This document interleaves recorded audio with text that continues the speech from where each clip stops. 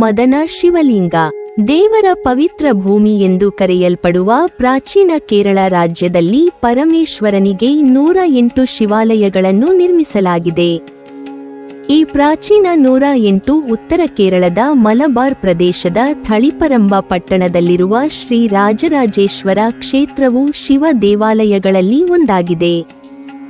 ದೇವಾಲಯದ ಇತಿಹಾಸವು ಈ ಪ್ರಾಚೀನ ದೇವಾಲಯವು ಯುಗಯುಗಾಂತರಗಳಿಂದ ಅಸ್ತಿತ್ವದಲ್ಲಿದೆ ಎಂದು ತೋರಿಸುತ್ತದೆ. ಆ ಇತಿಹಾಸ ಏನೆಂದು ತಿಳಿಯೋಣ. ಒಂದು ಸಮಯದಲ್ಲಿ ಸೂರ್ಯ ಭಗವಾನರ ತೀವ್ರತೆ ಈಗಿರುವುದಕ್ಕಿಂತ 100,000 ಪಟ್ಟು ಹೆಚ್ಚಿತ್ತು. ಅಂತಹ ಸೂರ್ಯಗ್ರಹದ ಉಷ್ಣತೆಯನ್ನು ಕಡಿಮೆ ಮಾಡಲು ಸನಕಾದಿ ಎಲ್ಲರೂ ಒಟ್ಟಾಗಿ ಸೂರ್ಯನ ಸುತ್ತಲಿನ ಥರ್ಮೋಸ್ಪಿಯರ್ ಅನ್ನು ಮೀರಿಸುತ್ತದೆ.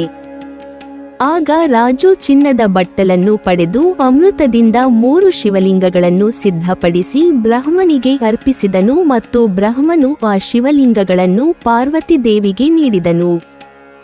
ಅವುಗಳಲ್ಲಿ ಒಂದು ಶಿವಲಿಂಗ ತ್ರೇತಾಯುಗದಲ್ಲಿ ವಾಸವಾಗಿದ್ದ ಮಾಂಧಾತ ಎಂಬ ಸನ್ಯಾಸಿಗೆ ಶಿವಲಿಂಗವನ್ನು ಶವಸಂಸ್ಕಾರವಿಲ್ಲದ ಪ್ರದೇಶದಲ್ಲಿ ಸ್ಥಾಪಿಸಲು ಕೇಳಲಾಯಿತು.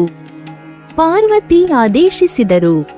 ಜಗನ್ಮಾತೆಯ ಅಪ್ಪಣೆಯಂತೆ ಮಾಂಧಾತನು ಜಗತ್ತನ್ನು ಸುತ್ತಿ ಕೊನೆಗೆ ತಳಿಪರಂಬ ಇರುವ ಪ್ರದೇಶದಲ್ಲಿ ಆ ಶಿವಲಿಂಗವನ್ನು ಸ್ಥಾಪಿಸಿದನು.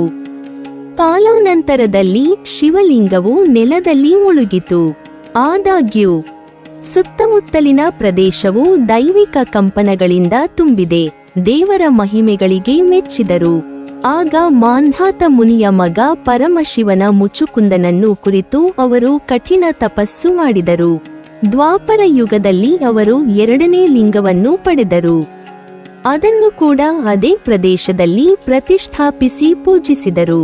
ನಂತರ ಆ ಶಿವಲಿಂಗವು ನೆಲದೊಳಗೆ ಖಿನ್ನನಾದ. ದ್ವಾಪರ ಯುಗದ ಅಂತ್ಯದಲ್ಲಿ ಶತಸೋಮ ಮಹಾರಾಜನು 3ನೇ ಶಿವಲಿಂಗವನ್ನು ಪಡೆದು ಅದೇ ಸ್ಥಳದಲ್ಲಿ ಸ್ಥಾಪಿಸಿದನು.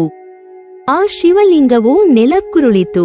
ತಕ್ಷಣ ಮಹಾರಾಜರು ಅಗಸ್ತ್ಯ ಮಹರ್ಷಿಯನ್ನು ಕರೆದು ಬೇಡಿಕೊಂಡಾಗ ಅಗಸ್ತ್ಯ ಮಹರ್ಷಿ ನೇಟಿ ದೀಪವನ್ನು ಹಚ್ಚಿ ಶಿವಲಿಂಗಕ್ಕೆ 13 ಬಾರಿ ಸಾಷ್ಟಾಂಗ ನಮಸ್ಕಾರ ಮಾಡಿದರೆ ಶಿವಲಿಂಗ ನಿಂತಿತ್ತು.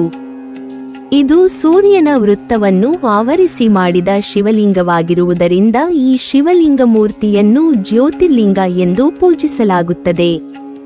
ಭಗವಾನ್ ರಾಮ ರಾವಣನನ್ನು ಕೊಂದು ಅಯೋಧ್ಯೆಗೆ ಹಿಂದಿರುಗಿದ ನಂತರ ಅವನು ಇಲ್ಲಿಗೆ ಬಂದನು ಶಿವನನ್ನು ಪೂಜಿಸುತ್ತಿದ್ದ ಎಂಬುದು ಇಲ್ಲಿನ ಇತಿಹಾಸದ ಕಥೆ. ಆ ಕಾರಣದಿಂದ ಇಲ್ಲಿಯ ನಮಸ್ಕಾರ ಮಂಟಪಕ್ಕೆ ಸಾಮಾನ್ಯ ಭಕ್ತರಿಗೆ ಪ್ರವೇಶವಿಲ್ಲ. ಇಂದು ನಾವು ನೋಡುತ್ತಿರುವ ದೇವಾಲಯವು ಪರಶುರಾಮನ ನಿರ್ದೇಶನದಂತೆ ವಿಶ್ವಕರ್ಮನಿಂದ ನಿರ್ಮಿಸಲ್ಪಟ್ಟಿದೆ.